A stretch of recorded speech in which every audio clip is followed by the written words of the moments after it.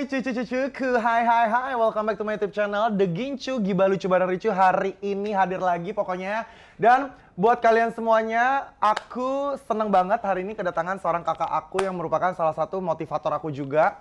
Merupakan salah satu orang yang memang dari dulu banget sampai saat ini tetap berkomunikasi sama gue. Dan dia merupakan aktivis juga, seorang penulis juga.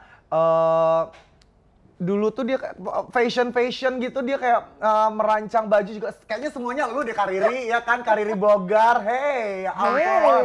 Apa kabar, Kariri? Aku baik, Ricu, thank you loh. Kebalik, aku yang berterima gitu kasih. Ya? Aku juga harus berterima kasih. Karena? Pegangkan. Rantainya banyak, kan? Saya jualannya banyak. Rantainya banyak nih. Ini jualan, nih. Sekalian. Tapi kalau dilihat sosok Kariri Bogar ini dari dulu banget ya, sebelum awal-awal gue berkarir juga di dunia entertainment, gue udah kenal sosok Kariri Bogar. Mentor gue juga, kakak gue juga, dan sampai detik ini kita tuh masih saling komunikasi, sering liburan bareng ya Kariri ya. Iya dong. Luar biasa ya. Kadang-kadang gini lah Kak, lu percaya nggak sih Kak sama seseorang yang dimana tuh dari dulu sampai sekarang masih berhubungan, berarti memang apa ya, semacam kayak frekuensinya itu tuh memang selalu sama dan selalu berjodoh gitu loh. Karena kita selalu mau yang baik-baik ya. Yes.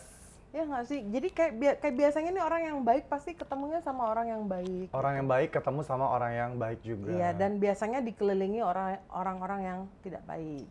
Oh gitu? Oh iya. Oh jadi orang baik ketemu sama orang baik? Orang baik ketemunya sama orang baik dikelilingi oleh orang-orang yang gitu.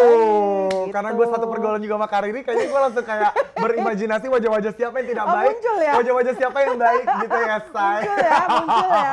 Iya. Oh my god, Kariri, hari ini sehat? Hari ini sehat, Happy? puji Tuhan, happy. Pokoknya semuanya baik-baik dan baik. Iya. Kariri, menilik dari ke belakangnya lagi nih ya, kita tahu mungkin para viewer semuanya udah tahu sosok Kariri ini tuh mungkin ada sebagian yang mengetahui ya, selain dia seorang yang nyentrik gitu loh, seorang perempuan yang nyentrik dari segi penampilan, mungkin kalian nggak pernah tahu karena kalian tidak mengenal secara langsung seorang Kariri. Tapi kalau dilihat dari looknya dia, dari halaman Instagramnya dia, dari platformnya dia tuh memang terlihat Kariri Bogar ini adalah sosok perempuan yang gue pakai apapun nyentrik, pokoknya harus begitu orang gue datang di satu acara tuh orang tuh taunya tuh orang ngeliat gue gitu, ya nggak sih, kayak seperti itu lah, saking lu nyentriknya Kariri. Orang bilang nyentrik ya, aku bilang ya udah, aku gitu aja. Tapi orang akhirnya menilai aku nyentrik gitu. Yes. Karena orang suka bilang gini, jadi perempuan dandan dong.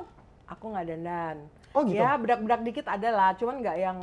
Tapi kan lu nggak tomboy Kak, dalam arti kayak ini, oke lu nggak dandan, tapi kan penampilan lu juga bukan tomboy. Enggak tomboy, enggak. Maksudnya dulu aku udah pernah merasakan bagaimana setiap hari bangun tuh harus, dulu aku di perhotelan, aku di hotel kerjanya kan, anak perhotelan gitu. Jadi kalau bangun pagi tuh kerja tuh pasti harus pakai, udahlah yang di hotel gimana sih kerjanya, jadi kayak harus rapi, harus kemana-mana pakai standarnya, heels, ya. apa segala macam. Nah, dan ketika aku memutuskan untuk bekerja sendiri aja, ya udah kayak bebas gitu, kayak kalau bisa udah muka nggak usah lagi kena apa tuh, dan lu bedak dan bahan-bahan kimia itu ya. Dan balik lagi lu ya udah, ketika lu beres dari perhotelan itu, akhirnya Kariri berubah menjadi sosok ya, oke, ini gua akan berekspresi dengan penampilan gue gitu. Ya gitu.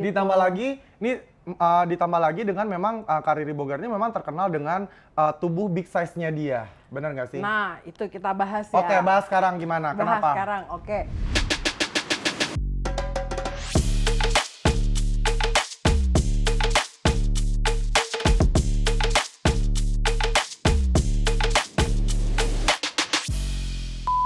Boleh ngelap keringet nggak sih? Ini boleh dong. banget deh gue. Boleh, tisu dong. Ini di sini aman sayang. Di sini aman, lu mau lap pakai, tolong kanebo ada nggak? Ada ini. Bawa lampu lu. ini YouTube-nya kan no kaleng-kaleng. Oh iya, ini mahal ya. Iya, jadi kalau lampu harus heboh gitu. Serius ini ya ampun. Lu syuting kayak lagi digerebek, say. Ya kan, say. Panas, Mbak. Sambil ini aja. Boleh minum, ada minum, kasih minum. Aqua. Sate nasi uduk. Ya, jadi gini. Air putih gimana, Kak? Aku tuh SMP tuh emang badannya emang udah gede. Mungkin aku kali I'm the only perempuan yang saat itu SMP tuh udah 80 kilo tuh kali cuman gue doang gitu. SMP kali ya. 80 kilo sih menurut aku sih udah gede ya. Gede gemes ya. Gitu ya. Gemes kan, besar ya. Terus? Nah, terus udah gitu kena tuh, dapet tuh bulian, body shaming tuh dapet lah. Apalagi gitu. waktu sekolah ya Kak. Apalagi sampai SMA tuh kayak udah bodo amat lah gitu, pokoknya ya udah gitu kan. Nah SMP, SMA, kuliah, kerja, terus kayak kok nggak ada cowok sih gitu. Sebentar Kak, gue potong dulu. Ketika apa SMP tuh? 80 kilo, SMA kuliah sampai kerja itu beratnya segitu juga? Enggak lah. Apa gimana? Nah, bertambah. Makin berkembang ya. Ya pokoknya bertambah sampai kita persingkat lah ya, kita persingkat menikah waktu itu aku menikah berat badanku 90 kilo. 90-an, Okay. Terus ketika ayahku meninggal, tahu-tahu berat lebih dari 100 kilo. Mungkin karena pengaruh juga kayak sedih, akhirnya kenanya di berat badan. Kenanya ke berat badan gitu. Nah, terus mulai dong ada omongan gitu kan nggak baik untuk kesehatan ini. Tapi yang ngasih omongan itu lebih ke kasar, lebih julid. Jadi kayak misalnya badan udah segede King Kong gitu, badan udah segede. Gue pernah iya, merasakan kayak gitu itu. kan. Nah, terus aku kayak kok gini amat gitu kan, kok ngomongnya kok gitu gitu kan. Nah, tadinya tuh aku bener-bener yang nggak kayak apa bodo sih? amat, gitu lebih ke loh. bodo amat, tapi lebih kayak yang ya udahlah gitu kan ya, nggak kepikiran bahwa aku tuh harus speak up untuk orang lain. Oke, berarti akibat dibully oleh orang-orang terdekatnya Kak Riri waktu itu, dibilang King Kong lah, dibilang yang gede-gede lah itu kan. Terus apalagi ya King Kong, iya. King Kong apalagi? Truk, iya, truk kulkas, gandeng, kulkas gitu kan. Pokoknya yang gede-gede deh pokoknya gitu. Babon. Padahal babon tuh kecil loh. Masa sih Kak? Serius. Emang babon kayak gimana sih? Apa kayak kameramen gue bukan? Enggak, babon tuh kecil. Kamu nonton ini nggak? Babon itu kayak monyet kan? Lion King, you Oh know? iya Terus kecil. yang present the baby lion the itu Simba, Iya, itu itu babon, which is kecil. Yang Cuman kan kakek-kakek sounds, itu. kan kedengarannya nggak enak tuh kan. Benar. Kedengaran tuh kayak gede gitu padahal kecil. Nah itu jadi kadang-kadang apa yang keluar dari mulut orang kitanya terima tuh kayak kedengarannya kasar. Tapi sebenarnya nggak sekasar itu mungkin ya. Jadi kayak yang udah pasti kenanya tuh langsung ke mental. Udah pasti langsung ke aduh, padahal mungkin nggak seperti itu gitu. Berarti sosok Kak Riri Bogar ini merupakan salah satu orang di mana tuh dia tuh jadi bahan tertawaan, bahan bulian karena bentuk tubuhnya dia, tapi dia lebih memilih untuk speak up daripada memilih untuk lu kayak mendekap di rumah, jadi pemalu, lu lupa untuk meraih impian dan masa depan lo, dan lebih memilih untuk kayak meratapi nasib lo. Itu kadang-kadang orang yang salah ya nggak sih Kak, hasil dari bulian itu. Tapi Kak Riri sekarang mengambil jalan yang benar dengan speak up waktu itu. Iya, jadi kalau waktu itu aku speak up-nya untuk diri sendiri ya. Contohnya kayak gimana? Maksudnya speak up untuk diri sendiri gimana? Untuk diri sendiri, jadi kayak misalnya ada orang yang bilang, badan gede amat sih kayak King Kong gitu ya. Lah aku bisa ngomong gitu, lah terus kenapa? Emang badan lo? Nah gitu, jadi kayak lebih membalas langsung gitu. Tapi semakin kesini ya bertambah usia, orang-orang juga makin banyak yang kena bully dan bullying dan body shaming gitu. Jadi kayak aku kan ngerasain dampaknya tuh nggak enak banget gitu kan ya. Jadi aku kayak, aku berhasil nih, tapi ada orang lain yang nggak berhasil. Sorry itu saya, bahkan ada yang bisa sampai bunuh diri, larinya ke drugs dan lain-lain. Waktu Kak Riri terkena dampak mental ketika dibully, what did you do? Waktu kamu tiba-tiba tuh kayak, oh my god, gua tuh kena mental nih. Apakah benar seperti yang orang-orang lain mungkin sempat mau hampir bunuh diri? Atau mungkin dulu sempat drugs mungkin, atau mungkin apa yang Kak Riri lakukan waktu itu? Nih balik lagi ke diri kita sendiri ya. Kalau aku puji Tuhan memang berasal dari keluarga yang ngajarin agama ya. Jadi siapapun kalian nih, aku lihat kemana nih, aku mau ngomong nih. Sini. Kemana nih? Oke. Boleh sini boleh. Oke. Jadi siapapun kalian nih, yang lagi nonton nih acaranya Ricu ya, emang tuh agama tuh penting. Karena agama penting. Iya, maksudnya apa yang diajarkan di agama itu bisa bikin kita jadi kuat gitu. Benar. Jadi kayak ya apapun agamamu ya, apapun agamamu tuh diajarkan untuk berdoa, diajarin untuk percaya berbuat kebaikan, percaya kebaikan, bahwa kamu tuh diciptakan itu sempurna baik adanya. Itu itu bener-bener memang pengaruh Dan satu ya. lagi kita layak untuk dicintai. Oh iyalah. Apapun itu, bagaimanapun bentukan lo. Bagaimanapun bentukanmu gitu kan ya. Itu kita layak dicintai. Jadi kalau tadi pertanyaannya Ricu kok bisa sih? Ya bisa karena memang ya itu balik lagi ke keluarga gitu. Keluarga. Aku diajarin bahwa lu tuh spesial, lu tuh unik gitu. So nggak boleh down. Di orang tua, pokoknya sekitar kita lah keluarga tuh. Iya. Jadi itu yang akhirnya bikin aku tuh kayak. Berarti satu yang kita ambil dari karir Bogar adalah memang apapun yang terjadi mungkin balik lagi ke lingkungan terdekat, terutama keluarga, yang dimana keluarga itu memang mensupport siapapun itu anggota keluarganya yang mungkin lagi down, lagi merasa mungkin berbeda sendirilah dari orang-orang di sekitarnya. Ketika Kariri pulih, ketika Kariri pulih seperti dan kembali lagi menyadari kalau kakak itu harus pick up gitu loh. Itu kapan mulai terjadinya Kariri mulai menjadi seorang aktivis untuk orang-orang berbadan besar? Bener nggak sih? Iya. Kariri kan lebih ke kayak bikin pigeon apalah segala macam gitu loh. Itu sebenarnya jadi aku itu tadinya dari tahun 1900 Masehi. Udah lahir belum? 1900 udah, Eka baru 1 tahun masih ngompol. Bukan. 1993. Oh iya, Eka masih ngompol itu. Ya, 93. 93 tuh aku lulus SMA, pokoknya pemikirannya aku sekolah, kuliah, kerja. Oke, sekolah, kuliah, kerja. Sekolah, kuliah, kerja, umur 23 itu aku masih kerja. Terus tahun 2000 aku kerja di hotel tuh mulai sampai 2009. Nah, di situ aku ikut acara TV. Yang tahu, Miss. Aku ngeliat, lah cewek gendut di Indonesia banyak banget. Aku pikir udah aku paling gendut sendiri tuh se-Indonesia. Di Indonesia ini. Tapi ternyata banyak yang sama kayak Yeti. Nih ya, aku kasih tahu ya. Kalau nggak salah tuh, itu sampai 800-an orang loh. Yang ikutan daftar. audisi itu. Sudah. Jadi tuh kalau mungkin viewer semuanya nggak tahu dulu tuh zaman dulu banget ya, mungkin angkatan-angkatan kalian mungkin belum ada. Dulu tuh ada nama iya kan? Ya.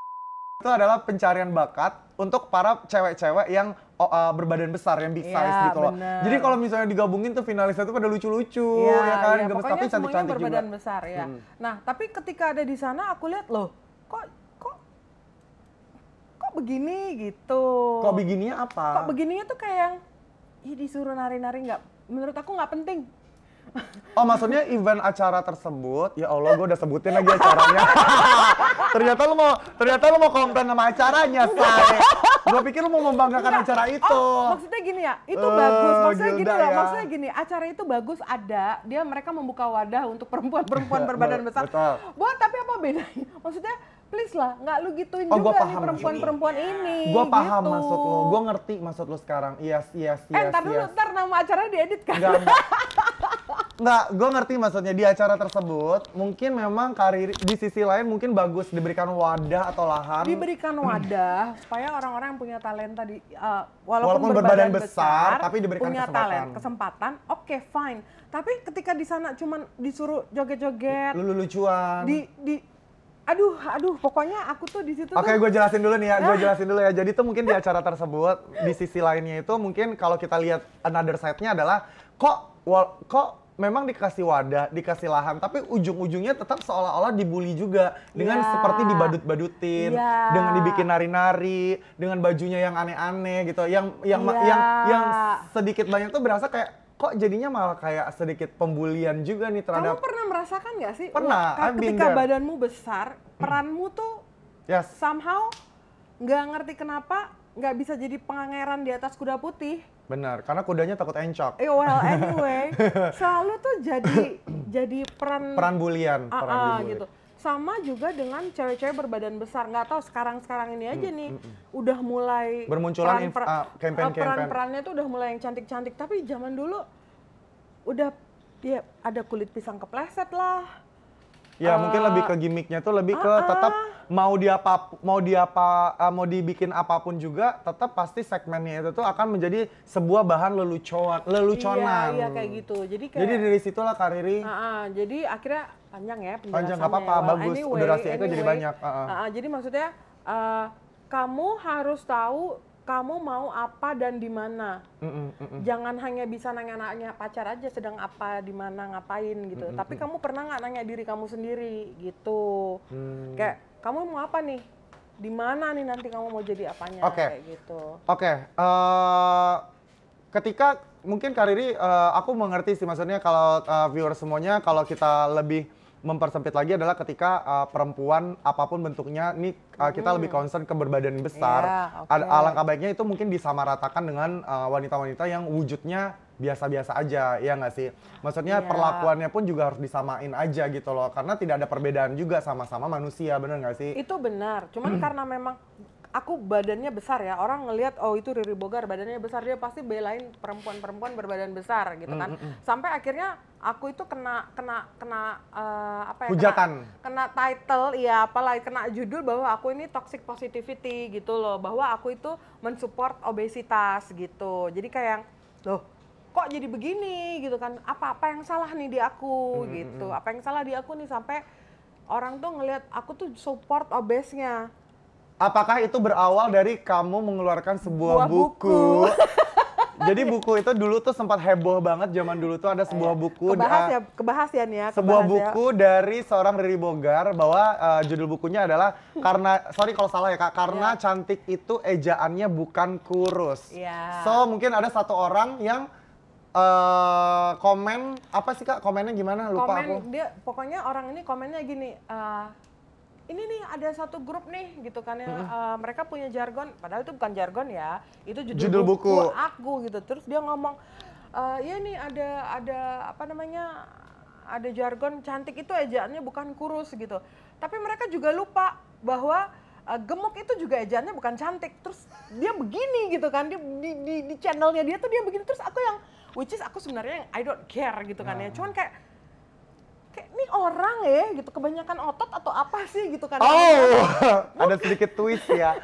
Oke, tapi dengan gini, mungkin di kesempatan ini mungkin Kak Riri di tempat-tempat lain mungkin udah memberikan apa ya? Udah memberikan sebuah jawaban juga dari statement yang di seberang. Udah. Apa statementnya yang mungkin jadi gini, statement aku mau kasih penjelasan nih ya. Maksudnya sebenarnya judul buku itu mau mengingatkan perempuan bahwa lu tuh mau bentukan lu gimana pun, perempuan, lu tuh perempuan dari lahir tuh dokter udah ngomong, ibu selamat ya, anak ibu perempuan cantik, dari keluar dari perut ibumu kamu tuh udah dibilang cantik loh, kamu udah diklaim cantik karena kamu perempuan gitu kan. Jadi kayak terus ketika dihubung-hubungkan dengan penyakit karena lu badannya gede atau apa segala macam, terus aku tuh yang apa sih gitu loh, ini bener-bener cuman mau ngomongin perempuan itu cantik loh. Tapi ya nggak apa-apa lah ya, maksudnya orang berpendapat bebas, ya kan. Jadi kayak aku yang tetap melakukan apa yang aku pikir baik untuk orang gitu loh. Karena kalau seorang Kak Riri Bogar ini gue ngerti sih maksud tujuannya, karena gue udah sangat lama mengikuti Kak Riri. Memang dia sangat mensupport orang-orang yang berbadan besar, tapi tidak untuk dijadikan pertama bahan olok-olokan. Kedua, tentang bagaimana harus menghargai diri sendiri, even lu seperti apapun bentuknya, lu tetap harus terlihat cantik. Dan tetap selalu meworo-worokan olahraga juga. Nah ya itu maksudnya.